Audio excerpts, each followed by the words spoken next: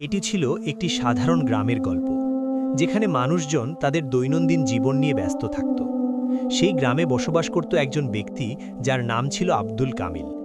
কামিলের ব্যাপারে এটা বিখ্যাত ছিল যে সে নক্ষত্রের গতিবিধি দেখে মানুষের জীবনের এমন সব রহস্য বলে দিতে পারত যা মানুষ নিজের কাছ থেকেও লুকিয়ে রাখত। তার ইলমের খ্যাতি এতই বেশি ছিল যে বড় বড় সওদাগররা তাদের জাহাজ সমুদ্রে ভাসানোর আগে তার কাছ থেকে শুভক্ষণ বের করে নিত।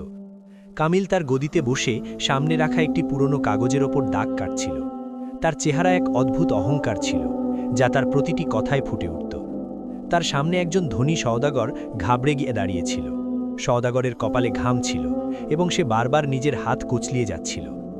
কামিল ভাই, আমার জাহাজ 3 দিন ধরে নিখোঁজ।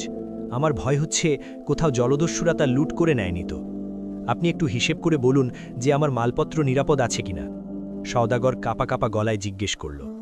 কামিল এক মুহূর্তের জন্য নিজের চোখ বন্ধ করল। তারপর কাগজে কিছু অদ্ভুত নকশা আঁকল এবং নক্ষত্রের গতিবিধির হিসেব কষল।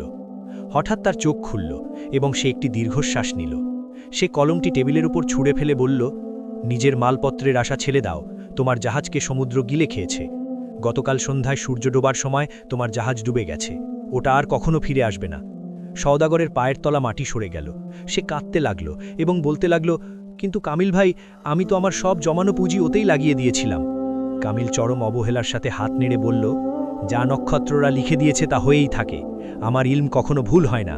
এবার এখান থেকে যাও এবং পরের জনকে আসার রাস্তা দাও। সওদাগর কাঁদতে কাঁদতে সেখান থেকে চলে গেল। কিছুক্ষণ পার হতেই বাজারে খবর ছড়িয়ে পড়ল যে সত্যি সত্যি ওই সওদাগরের জাহাজ ডুবে গেছে এবং তার কিছু টুকরো সৈকতে পাওয়া গেছে। এই খবর কামিলের ইলমের ওপর মানুষের বিশ্বাস আরও মজবুত করে দিল। কামিল মুচকি হাসল এবং তার সাগরেরদের দিকে তাকিয়ে বলল, দেখলে তোমরা, এই আকাশের নক্ষত্ররা আমার সাথে কথা বলে। আমি যা বলে দিই, ভাগ্য সেই পথেই চলতে শুরু করে।